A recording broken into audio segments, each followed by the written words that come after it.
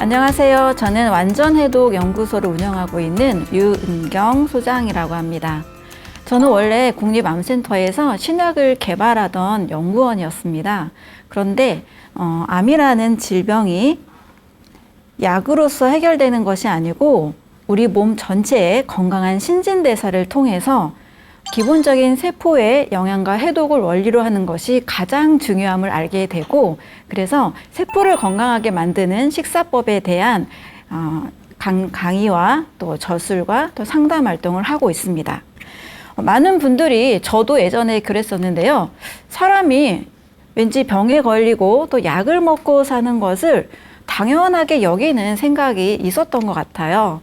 어느 정도 나이가 들면 약을 반드시 먹어야 되고, 또 노화되면 암에 걸리고, 이런 생각을 우리가 굉장히 많이 갖고 있었는데요. 제가 많은 자료를 찾고 또 많은 연구를 하다 보니까 이런 결론을 내리게 됐습니다. 사람이 병에 걸리는 것은 당연한 것이 아니다라는 이야기입니다. 그래서 오늘은 여러분들에게 우리 가족이 평생 면역 건강을 지킬 수 있는 완전 면역에 대한 이야기를 해드리도록 하겠습니다. 제가 병에 걸리는 것은 당연하지 않다라는 이야기를 아무 근거 없이 하는 것은 절대 아닙니다.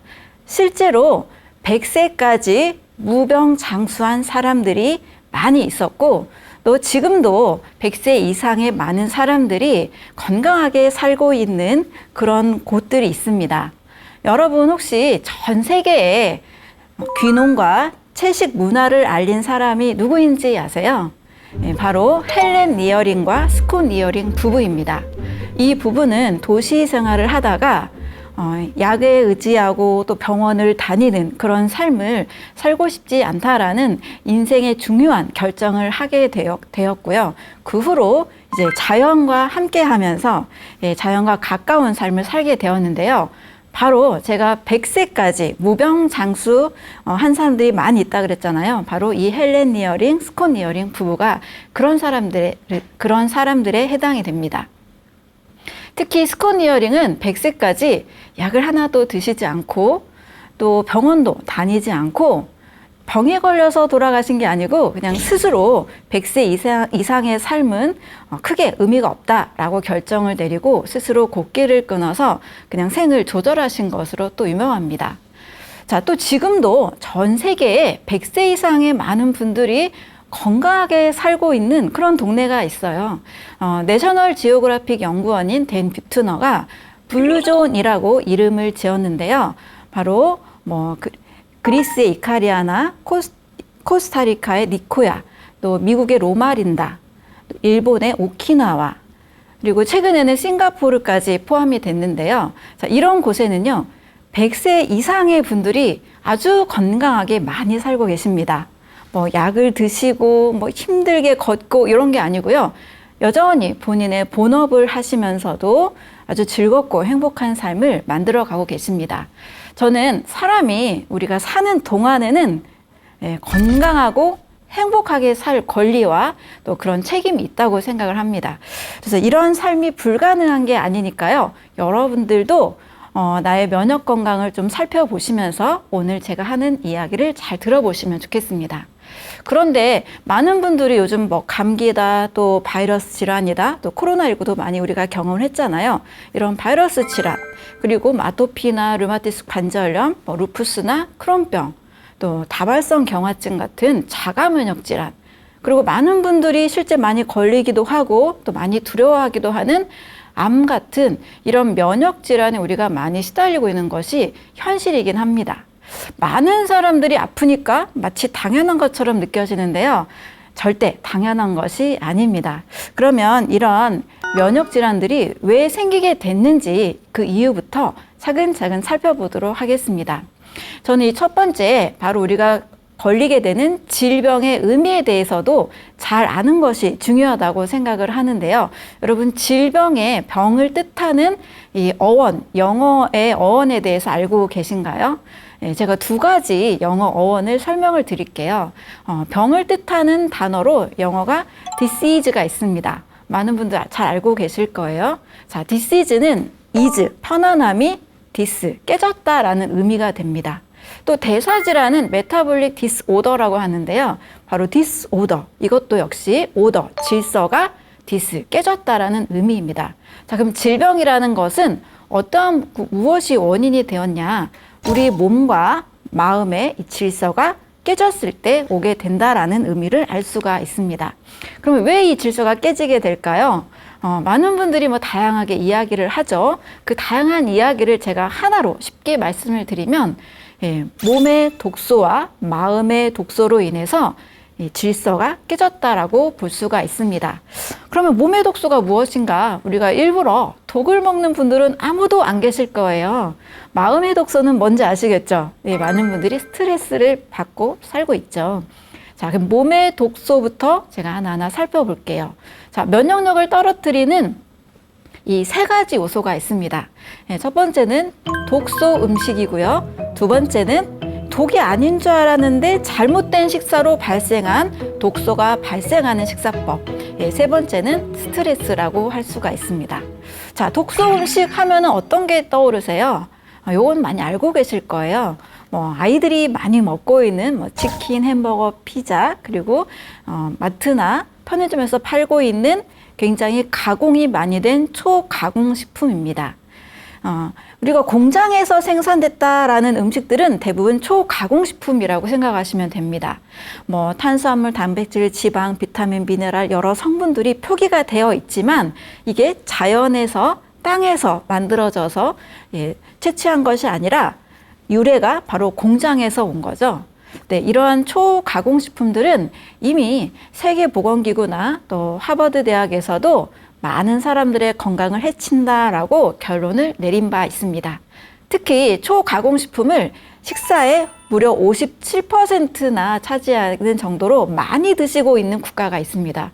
네, 바로 미국이죠. 미국은 SAD 식단이라고 해서 스탠다드 아메리칸 다이어트라고 하는데요. 바로 미국의 이 주식의 57%는 다 가공된 음식으로 많은 사람들이 식사를 하고 있습니다. 우리 한국인들이 미국에 가게 되면 다 날씬한 분들로 아마 그렇게 취급을 받을 거예요. 왜냐하면 200kg, 300kg 초고도비만 환자들이 너무나 많고 미국에서는 질병공화국이라는 별명까지 있을 정도로 너무나 많은 사람들이 아프고 또 너무나 많은 국가 예산이 의료비에 투자가 되고 있는 것이 현실입니다. 자, 이런 초가공식품은 당연히 발암물질이 될 수도 있고 또 성장기 어린이들의 면역 건강도 해치기도 하고요. 또 정상적인 신진대사, 인체의 신진대사를 방해하는 것으로 다 알고 있습니다. 가공식품은 당연히 끊어야 되는 거 잘 알고 계시죠? 자, 두 번째는 많은 분들이 이건 건강에 좋은 거 아니야? 라고 생각할 만한 문제가 있는 성분이 있습니다. 바로 동물성 단백질 과다 섭취입니다. 여러분, 동물성 단백질 하면은 식물성 단백질도 있다라는 것을 잘 알고 계시죠? 바로 육류와 우유, 유제품 이런 음식을 동물성 단백질이라고 합니다. 자, 문제는 적은 양을 먹는 것은 크게 해롭진 않아요. 저는 과다 섭취를 문제 삼고 있습니다.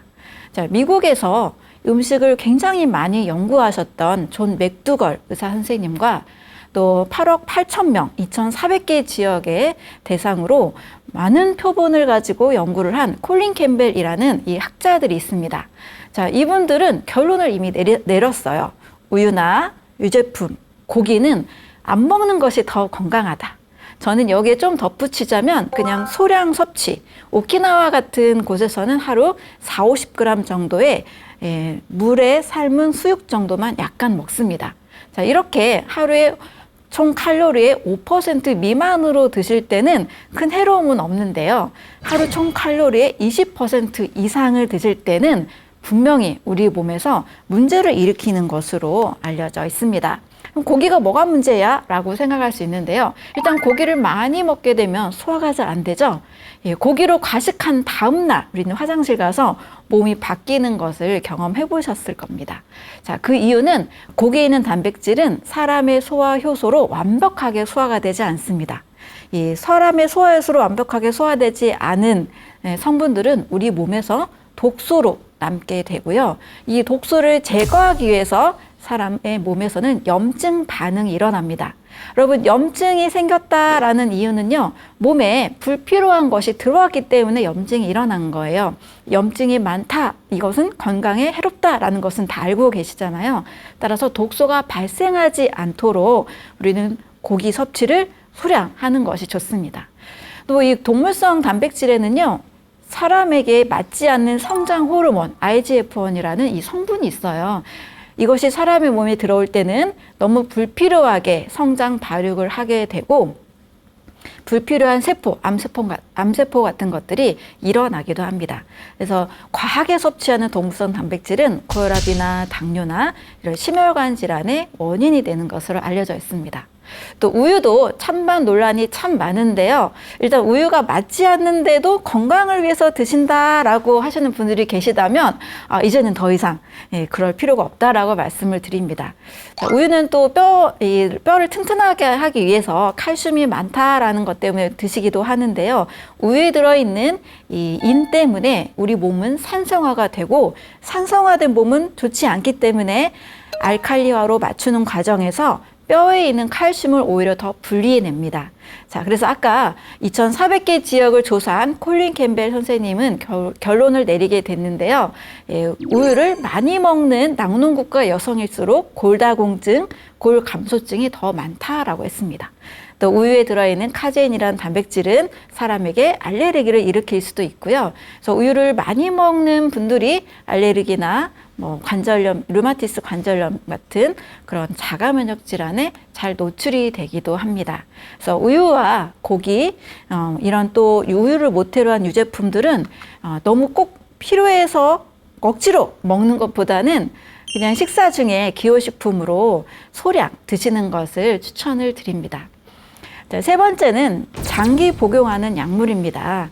어느 순간에 우리나라와 또 세계를 살펴보면 한 40대 후반 또는 50대, 60대가 되면 약 하나쯤은 당연하게 드시는 분들이 너무나 많아진 것을 볼 수가 있어요.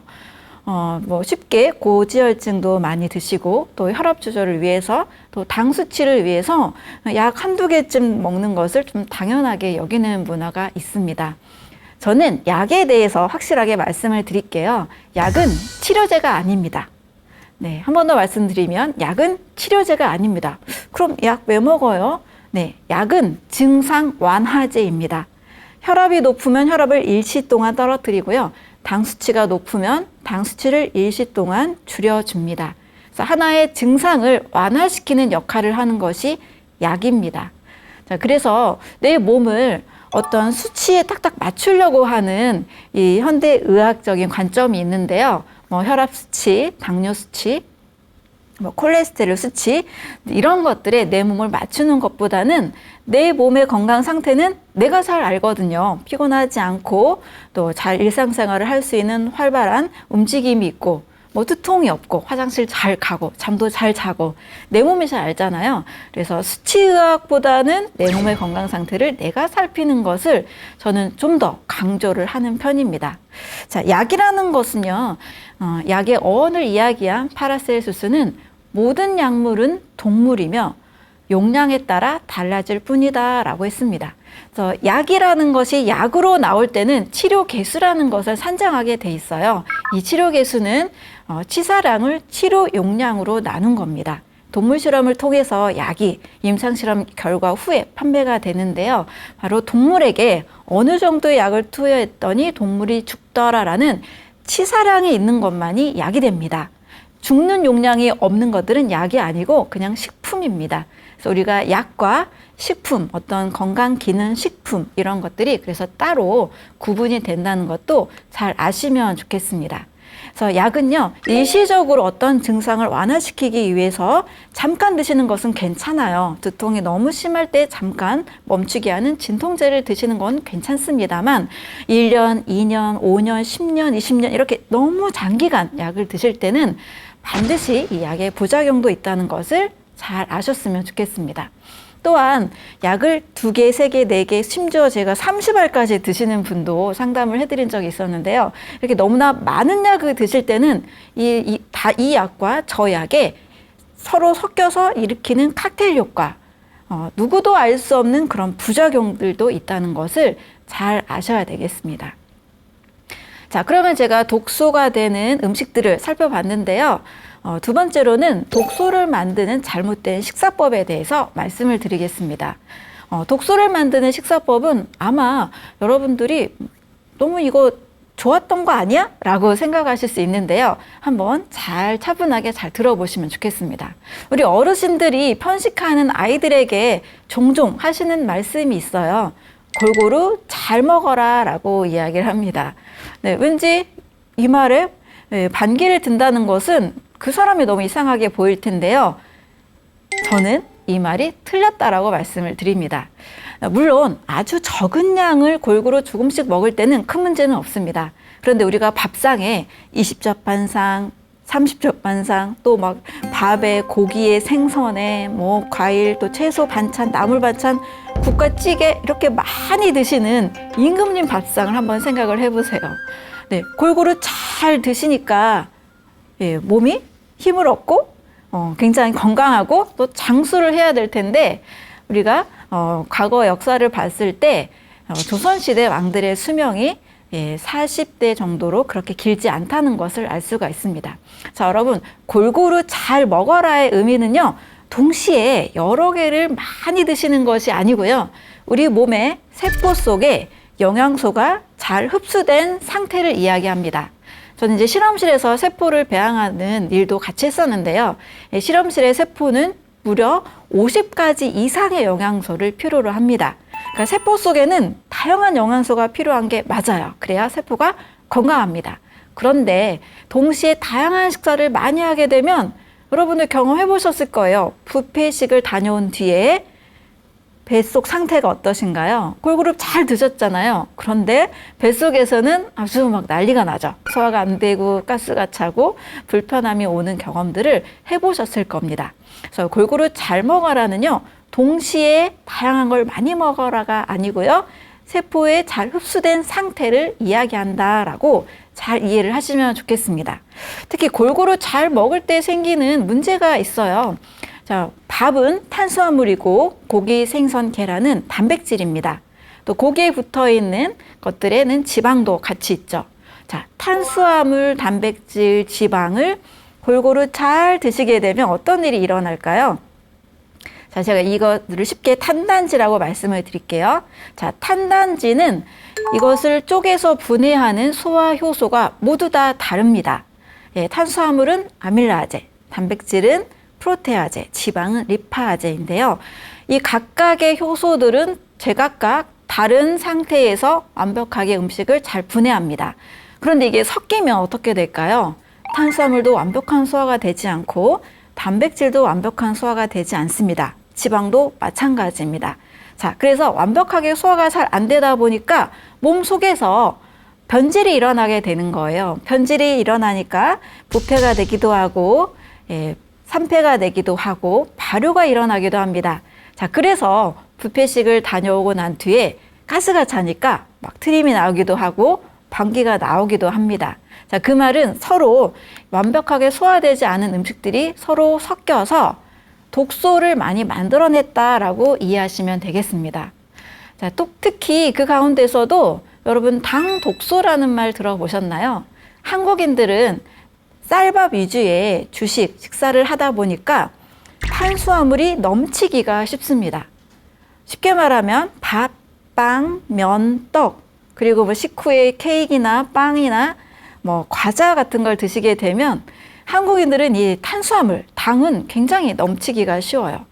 거기에 어떤 조리법을 통해서나 또 초과된 소화되지 않은 단백질과 섞여서 바로 당 독소가 만들어집니다. 최종 당화산물이라고도 하는데요. 이 최종 당화산물인 당독소는 세포를 빠르게 노화시키고 또 면역계를 교란시켜서 몸에 다양한 면역 질환을 만듭니다. 또 이제 어르신들은 혈관이 튼튼하고 혈관이 아주 혈액순환이 잘 돼야 건강하다라고 잘 알고 계시잖아요. 그런데 혈관이 딱딱해지고 그 내경이 좁아지는 동맥경화 이로 인한 고혈압 이런 게 생길 수 있고요. 뇌 속에서는 뭐 문제가 생길 때는 치매나 또 알츠하이머, 파킨슨 이런 뇌 질환이 생기기도 합니다. 그래서 골고루 많이 먹게 되면요, 여러분 절대 몸에 건강한 게 아니고 오히려 독소가 더 많이 유발된다도 잘 이해하시면 좋겠습니다. 자, 그리고 한국인들이 또 많이 가지고 있는 습관 중에 좀 시정하면 좋겠다라는 습관은 바로 국과 찌개 습관입니다. 네, 외국은 국과 찌개가 당연한 게 아니고 어떻게 보면 그냥 마른 음식을 계속 씹어서 먹는 분들이 더 많은데요. 유독 한국은 꼭 쌀밥과 또 국과 찌개를 필수로 먹는 문화가 있습니다. 뭐 가끔 그렇게 드시는 거는 큰 문제는 아니겠죠. 하지만 삼시세끼 나는 국이 없으면 안 된다. 찌개가 반드시 메인 요리로 있어야 된다. 자, 이럴 때는 한 번쯤 생각해 보시면 좋겠습니다. 자, 국과 찌개를 드시면서 쌀밥을 같이 드시다 보면 쌀밥을 꼭꼭꼭 씹기가 어렵습니다. 국을 이렇게 드시니까 이 수분에 의해서 바로 꿀꺽 삼키게 되죠. 자, 그러다 보면 탄수화물은 먼저 첫 번째 쌀밥은 침에 있는 소화 요소에 의해서 완벽하게 소화가 되도록 우리 몸이 그렇게 만들어졌습니다. 그런데 쑥 넘기다 보니까 이제 위에서 소화를 시켜야 되고 또 췌장에 있는 아밀라제 탄수화물 소화 요소가 나와서 소화를 또 도와줘야 됩니다. 한마디로 소화를 방해하는 음식이다라고 생각하시면 되겠습니다. 쌀밥은 먼저 이 침에 의해서 최소 30번에서 50번은 씹으셔야 돼요. 그래야 위에 넘어갔을 때 위에서도 소화가 아주 편하고 또 췌장을 과로시키지 않습니다. 췌장이 과로하게 되면 췌장과 관련된 다양한 질환과 또 당뇨병도 같이 유발이 될 수가 있습니다. 그래서 국과 찌개 습관은 탄수화물의 소화, 쌀밥의 소화를 방해한다는 측면에서 좀 절제하시는 것이 좋습니다. 그래서 늘 드시는 것보다는 가끔씩 드시는 것을 추천을 드리고요. 또 너무 좋아해서 난 꼭 먹어야 된다 그런 분들은 좀 섞이지 않게 국을 먼저 드시는 것도 하나의 좋은 방법이 될 수가 있습니다. 자, 세 번째로는 우리나라는 이제 한식을 거의 주식으로 하잖아요. 자, 그 후에 식후 디저트로 뭘 드시나요? 네, 과일 많이 드시고 있습니다. 네, 과일은 정말 너무 상큼하고 또 달콤하기도 하고 또 먹었을 때 청량감이 느껴지기 때문에 식후에 먹고 싶은 그런 디저트죠. 자, 그런데 과일의 특징을 보면 과일은 90% 수분이고요. 여기에 또 식이섬유와 또 당분이 같이 있는 자연의 열매입니다. 자, 당분과 또 수분, 또 다양한 영양소가 있어서 이 과일 하나만으로도 에너지를 공급받을 수 있거든요. 자, 과일을 주식으로 먹는 동물들이 있죠. 네, 원숭이, 고릴라, 침팬지 이런 유인원들인데요. 그들은 과일이 식사입니다. 근데 한국인들은 쌀밥 식사를 다 드시고 나서 뭐 나물도 드시고 반찬, 뭐 김치 여러 가지 드시고 나서 식후에 과일을 또 드시게 되면 과일 속에 있는 당분, 또 식전에 식사 중에 드셨던 식이섬유 같은 것들이 다 섞여서 발효가 일어납니다. 자, 발효가 일어나는 과정은 위 내에서 위가 우리 체온 36.5도라는 이 체온의 상태에서 따뜻한 상태에서 이게 섞이다 보니까 마치 알코올이 만들어지는 과정처럼 우리 몸이 반응을 하게 됩니다. 그래서 때로는 나는 술을 하나도 안 먹는데요, 간 수치가 높아요 이런 분들이 계세요. 이런 분들은 식후에 혹시 항상 디저트로 과일을 드셨나요? 라고 물어보면 대부분 그렇다라고 말씀을 드립니다. 그래서 식후에는 반드시 과일을 드시지 마시고 일단 식사를 맛있게 하고 나서는 식사를 종료해 주시거나 그냥 가벼운 당분이 없는 가벼운 차 정도로 디저트를 하시는 것이 좋겠습니다.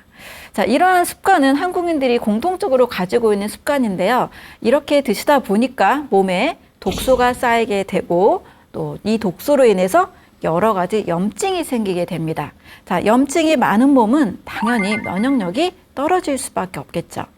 자, 그리고 세 번째로는 제가 마음의 독소, 디시즈가 편안함이 깨졌다라고 말씀을 드렸는데요. 바로 마음의 독소인 스트레스에 대해서 말씀을 드리겠습니다. 특히 스트레스는 마음 이런 거는 눈에 보이지 않아요. 그렇다 보니까 보이는 음식이나 또 우리 몸을 또 활동적이게 만드는 운동을 우리가 굉장히 더 중요하게 생각할 수 있는데요. 자, 최근에는 심신의학이 발달하면서 이 스트레스가 주는 질병의 영향이 매우 크다는 것이 밝혀졌습니다. 하버드 의대에 있는 마인드바디 연구소에서는 정신질환과 신체 질병의 무려 98%는 바로 생각 습관에 기인한다라는 연구 결과를 발표했습니다. 여러분 98%면 나머지는 2%밖에 안 된다는 얘기인데 굉장히 크죠. 네, 너무나 지나치게 많은 분들이 이 스트레스로 인해서 또 마음의 독소로 인해서 병에 걸린다라는 것을 굉장히 신뢰할 만한 곳에서 하버드 의대에서 발표를 했습니다. 자, 그 이유를 제가 설명을 드릴게요. 우리 몸에는 자율신경계라는 게 있습니다. 자율신경에는 뭐 교감신경, 부교감신경 이런 게 있는데요. 여러분 굉장히 긴장한 상태에서 어떤 시험을 앞두고 있거나 또 어떤 면접 시험을 앞두고 있거나 아주 중요한 사업에 대한 결정을 하게 될 때 우리 몸은 굉장히 긴장을 하게 됩니다. 자, 그럴 때 너무 떨려가지고 시험을 못 보기도 하고 또 사업에 대해서 잘못된 결정을 내리기도 하는 그런 일들이 일어나는데요. 바로 몸은 우리 마음의 지배를 받는다는 겁니다. 몸 따로 마음 따로가 아니고요. 바로 마음이 직결되게 우리 몸을 바로 바꿔버립니다. 그래서 긴장하면 배 아파서 화장실에 가기도 하고 문제가 생기기도 하잖아요. 자, 이거는 누구나 느낄 수 있는 것들을 제가 이야기한 건데요. 그렇지 않고도 소화나 배설이나 면역력, 혈당, 혈압 이런 거에 모두 다 영향을 미치고 있는 것이 사실입니다. 특히 이제 자율신경계는 교감신경과 부교감신경으로 이루어져 있는데요. 그럼 어떻게 이 자율신경과 자율신경을 균형 있게 만드는지도 제가 말씀을 드리도록 하겠습니다. 자, 먼저 우리 몸은 제가 사람의 몸은 쉽게 병에 걸리지 않는다라고 말씀을 드렸는데요. 왜 그런지 우리 몸을 간단하게 말씀을 드릴게요. 우리 인체는 사실 모두 다 면역기관이라고 할 수가 있어요. 우리 몸 전체는 피부로 둘러싸여져 있고 이 안쪽은 점막으로 둘러싸여져 있습니다. 이 피부와 점막은 바로 가장 1차적인 질병으로부터 우리 몸을 보호하는 면역기관이라고 할 수가 있습니다. 그래서 피부 장벽이 약해졌다, 점막이 손상됐다 이럴 경우에는 훨씬 더 질병에 노출이 더 많이 되기도 하죠. 자, 이렇게 피부 점막 이것도 면역기관이 될 수 있고요. 두 번째로는 면역세포와 또 다양한 면역기관이 우리 몸에 있습니다. 면역세포라 하면 여러분들도 요즘 많이 백혈구의 종류가 과립구, 단핵구, 림프구 이렇게 다양하게 있다라고 들어보셨을 텐데요. 자, 이런 수많은 세포들이 우리 몸에 침입하는 세균, 바이러스, 곰팡이, 또 인체 몸 속에서 발생하는 대사성 독소를 다 해결하려고 노력을 해주고 있습니다. 특히 이 면역세포들을 만들어내는 골수, 또 면역 단백질을 만들어내는 간, 그리고 우리 몸의 80% 정도의 면역세포, 림프구가 주둔하고 있는 장, 또 이런 면역세포들이 성장하고 성숙하고 또 퇴화하기도 하는 림프절, 이런 모든 것들이 다 면역기관이라고 할 수가 있습니다. 그래서 우리 몸은 곳곳에 질병으로부터 방어할 수 있는 힘을 가지고 있다. 이것을 이해하시면 되겠고요. 또 이 자율신경계도 어떻게 하면 우리 몸을 건강하게 만들어줄까를 늘 신경을 써주고 있습니다. 자율신경계가 바로 면역혁명의 저자인 아보도우르에 의해서 자율신경과 또 면역질환의 원인이 또 밝혀지기도 했는데요. 교감신경에 의해서는 유궤양이나 십이지장궤양, 또 크론병, 치질, 암 이런 많은 질병들이 생길 수 있다라고 발표를 한 바 있습니다. 또 부교감신경에 의해서는 알레르기성 비염이나 아토피 피부염, 천식, 감기, 다양한 바이러스 질환이 생길 수 있다라는 연구 결과를 발표하기도 했습니다. 그래서 다양한 아무리 병원에서 검사를 받아도 잘 원인을 못 찾겠어요. 이럴 때는 자율신경계의 건강 상태도 한번 확인하는 것이 좋겠습니다. 세 번째로 제가 이제 면역 건강을 위해서 우리 가족이 평생 건강하게 살기 위해서는 어떻게 먹어야 되는지 면역 건강을 위한 삼시세끼를 말씀드리도록 하겠습니다. 자, 면역 밥상에 원리가 있습니다. 이 세 가지를 기억을 해주세요. 자, 첫 번째는 항산화 밥상입니다. 두 번째는 완전소화 밥상입니다. 세 번째는 자율신경계의 균형을 이루는 삶에 대한 방식입니다. 자, 그럼 항산화 밥상이 뭔가 말이 좀 어려울 수 있는데요. 바꿔 말하면 저는 과일 밥상이라고 또 바꿔서 설명을 드릴게요. 자, 제가 아까도 과일은 식후에 먹는 게 아니에요 라고 말씀을 드렸잖아요. 자, 그럼 언제 먹어야 될까요? 과일 먹지 말아야 될까요? 자, 그렇지는 않아요. 세계보건기구에서는 하루에 약 400g 이상 과일, 채소를 드시는 분들의 경우 암 발생이나 다양한 심혈관 질환, 만성 질환을 예방할 수 있다는 것을 발표를 했습니다. 자, 그럼 과일은 먹어야 되는데 식후가 아니고 언제 먹어야 될까요? 저는 가장 좋은 시간으로는 아침 식사로 드세요 라고 말씀을 드립니다. 자, 그리고 점심이나 저녁에 드실 때도 항상 공복에 드세요. 식전에 드세요 라고 말씀을 드립니다. 자, 그 중에서도 제가 아침 과일 습관이라는 책에도 굉장히 자세하게 적었는데요. 아침 식사로 과일을 드시면 뭐가 좋은지를 설명을 많이 드리고 있습니다. 먼저 과일에 대해서 이해를 할 필요가 있습니다. 저 과일은 저는 9대 영양소를 가지고 있다라고 말씀을 드려요. 이 9대 영양소는 사람에게 꼭 필요한 모든 영양소를 담고 있는 핵심적인 영양이라 할 수 있습니다. 제가 세포에 무려 50가지 이상의 영양이 필요하다고 말씀을 드리잖아요. 자, 이 성분들이 최대한 과일 그리고 견과류 이런 열매를 통해서 거의 다 공급을 받을 수 있다라고 말씀을 드립니다. 자, 왜냐하면 과일의 성분은요, 총 9대로 구성이 되어 있는데요. 자, 수분이 90%이고요. 또 사람의 장에 꼭 필요한 식이섬유, 그리고 비타민과 미네랄, 자, 그리고 비율의 차이는 있지만 탄수화물, 단백질, 지방도 있습니다. 여기에는 이제 견과류까지, 열매까지 같이 생각해 주시면 됩니다. 자, 그리고 최근 항암 성분으로 주목을 받고 있는 것이 바로 식물 영양소입니다. 또 살아있는 생명체에는 모두 다 이 효소를 가지고 있는데요. 우리가 생과일로 직접 드실 때 파괴되지 않은 몸에 꼭 필요한 효소를 공급받을 수 있습니다. 자, 이렇게 이 9대 영양소가 있다 보니까 이거는 식후 디저트가 아니고 또 뭐 과일을 넣은 빵 이런 게 아니고 한 끼 식사로 너무나 완벽하다는 거예요. 특히 제가 아침 식사로 강조하는 이유는 아침에는 이제 눈을 뜨고 나면 소화기도 쉬고 났기 때문에 바로 막 칼로리가 많은 막 소화효소를 많이 분비하는 음식보다는 몸을 쉬게 해주는 식사, 워밍업이 필요합니다. 그래서 물 한 잔 드시고 또 수분이 90%인 과일을 드시면 소화기가 지치지 않아요. 오히려 영양소를 공급을 받게 됩니다. 특히 이제 면역 건강과 관련해서 주목하고 있는 많은 성분들이 있는데요. 바로 항산화 성분입니다. 제가 그래서 항산화 밥상이라고 이름을 지은 거예요. 오늘 면역이 주제니까. 이 면역 성분 중에는 다양한 성분들이 많아요. 식물들에는 10,000가지 이상의 안토시아닌, 플라보노이드, 다양한 항산화 성분들이 있는데요. 그 중에서 특히 퀘르세틴이라는 성분은 사과와 빨간색 과일들, 그리고 채소로는 양파 이런 데 많이 들어 있습니다. 바로 퀘르세틴이 많이 들어있는 음식을 먹게 되면 면역력에 있어서 아주 뛰어난 건강을 우리가 만들어갈 수 있습니다. 항산화, 항염, 항알러지, 심혈관 질환, 항바이러스, 심지어 인슐린 저항성이나 또 다이어트 효과까지 이런 게 굉장히 많이 있고요. 과일 생각하면 이것 때문에 걱정하는 분들이 참 많으세요. 바로 과일의 당분, 과일의 과당 이런 얘기 많이 하시는데요.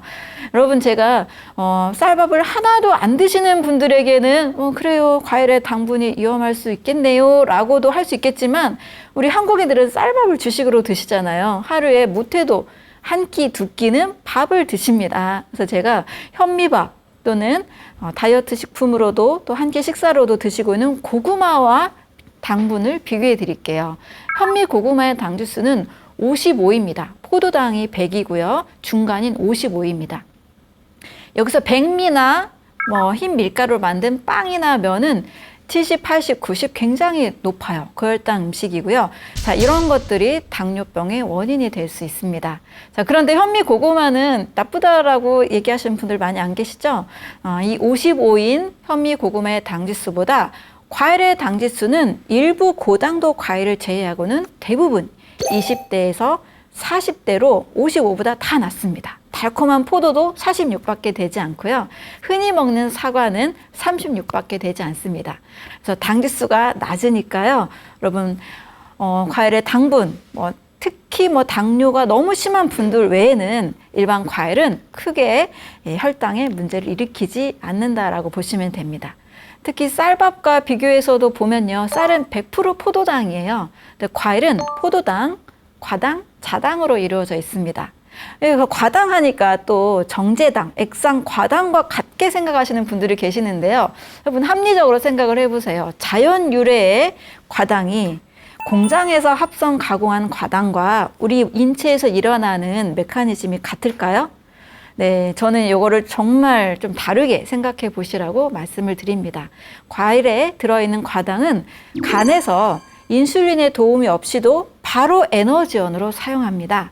그래서 우리 운동선수들이 이번에도 8.6 올림픽 때 한 탁구 선수가 수시로 바나나를 먹었잖아요. 운동선수들이 바로 에너지원으로 얻기 위해서 바나나를 먹거나 또 과일을 섭취합니다. 그래서 안전한 당이니까요. 안심하고 드셨으면 좋겠습니다.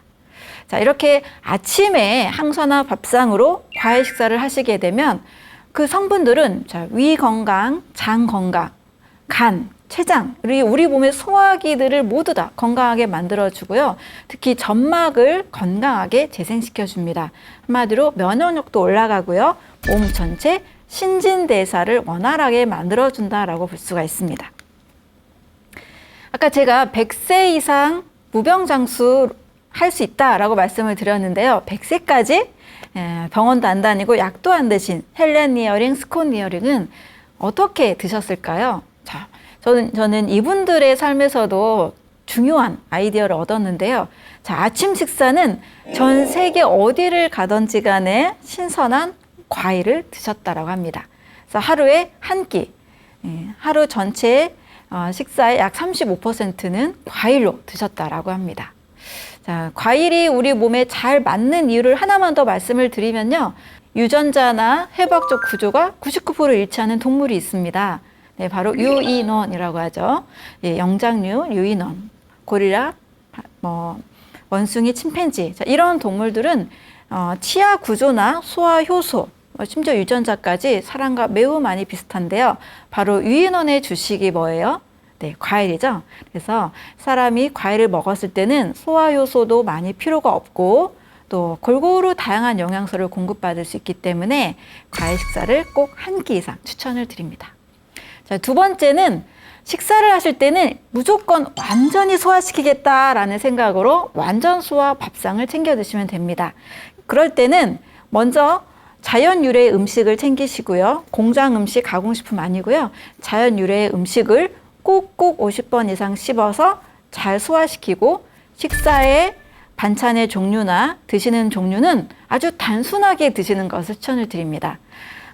저 같은 경우에는 양배추찜이나 다시마, 그냥 물김치, 김 이렇게 두세 가지 정도 단순하게 먹을 때가 상당히 많아요. 저도 외부에서 먹을 때는 어쩔 수 없이 많은 사람들이 먹는 음식을 먹기도 하지만 집에서 차려 먹을 때는 두세 개를 넘지 않은 단순한 밥상을 좋아합니다. 자, 이렇게 먹어야 소화불량이 일어나지 않고 속이 아주 편한 식사가 됩니다. 우리가 공장 음식이 아닌 자연 유래의 음식은요, 우리 몸에서 소화만 잘 되면 수백 가지 또는 수천 가지 영양을 흡수할 수가 있어요. 그래서 우리가 먹어야 되는 게 과일류, 채소류, 버섯류, 해조류, 콩, 견과류, 그리고 씨앗류입니다. 특히 면역 건강을 위해서는 오메가3 지방산이 풍부한 이 씨앗류가 굉장히 도움이 됩니다.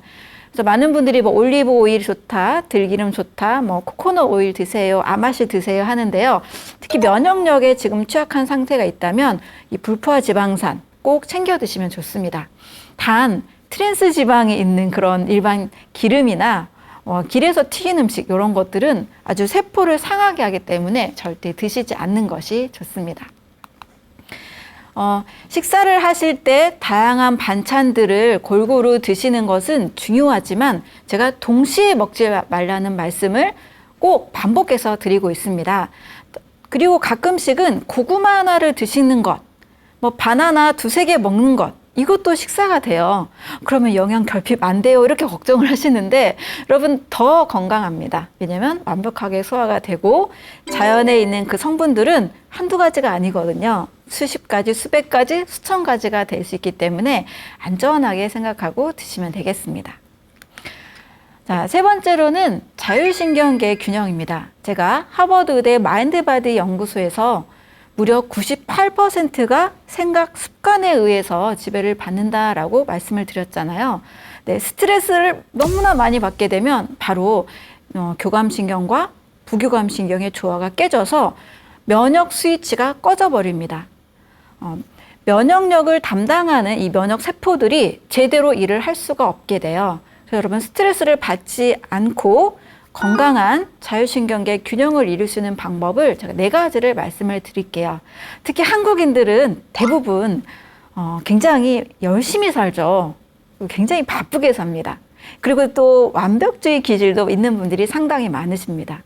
제가 암 환자분들도 많이 상담을 하고 있는데 암에 걸리신 분들을 만나면 공통적으로 이렇게 좀 한가하게 여유 있게 사시는 분들은 거의 없으세요. 굉장히 열심히 사시고 굉장히 노력도 많이 하시고 또 완벽하게 사업도 잘하려고 하시고 또 가족도 잘하려고 하시는 분들이 굉장히 많습니다.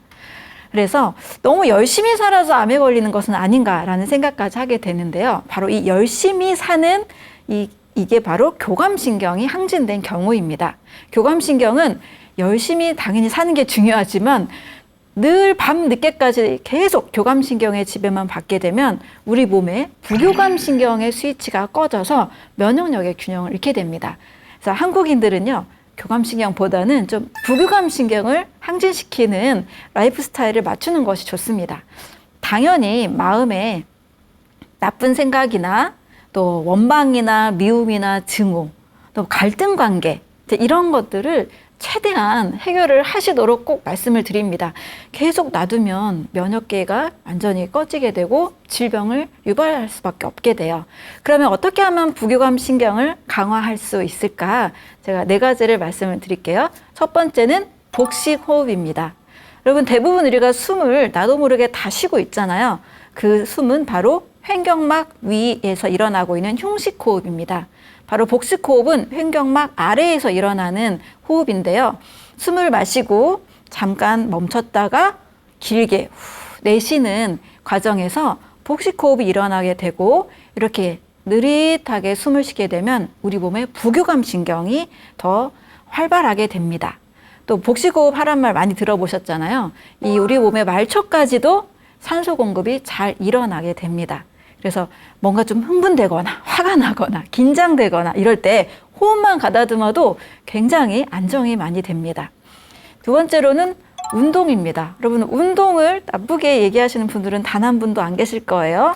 자, 그런데 운동을 마음 먹고 헬스장 가서 매일 막 2시간씩 뛰고 막 근력 운동하고 이런 운동을 매일 한다는 건 좀 어렵잖아요. 네, 그런 운동도 좋지만 일상생활 속에서 자연스럽게 몸을 움직이는 삶을 더 선택하라는 것을 강조하고 싶습니다. 100세 이상의 분들이 많이 살고 있는 블루존이라는 동네는요, 헬스장이 없대요.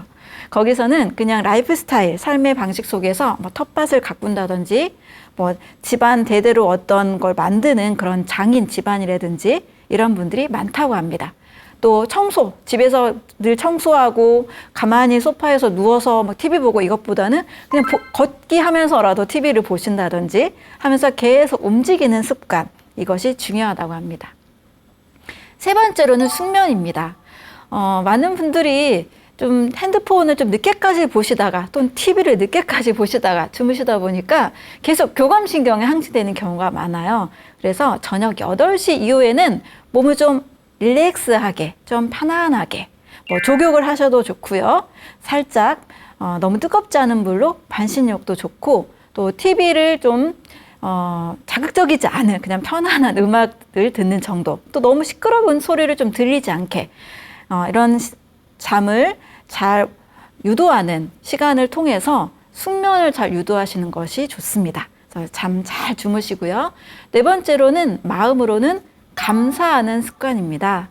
마음에 원망과 미움, 증오, 또 갈등을 계속 가지고 있으면 몸은 계속 균형이 깨질 수밖에 없습니다. 오늘 어떤 일이 참 좋았는지, 오늘 감사할 일은 무엇인지 이렇게 적극적으로 마음의 영양소를 찾게 된다라면 우리 몸은 자율신경계가 잘 균형을 이룰 수가 있습니다. 자, 오늘 제가 우리 가족의 평생 면역력을 지켜주는 면역 건강에 대한 이야기를 말씀을 드렸는데요. 여러분, 많은 이야기를 중에서 어떤 게 와닿으셨는지 한번 잘 생각해 보셨으면 좋겠습니다. 꼭 내가 놓친 게 있다라면 하나라도 실천을 해보시고요. 온 가족이 큰 질병 없이 평생 건강한 삶을 누리셨으면 좋겠습니다. 감사합니다.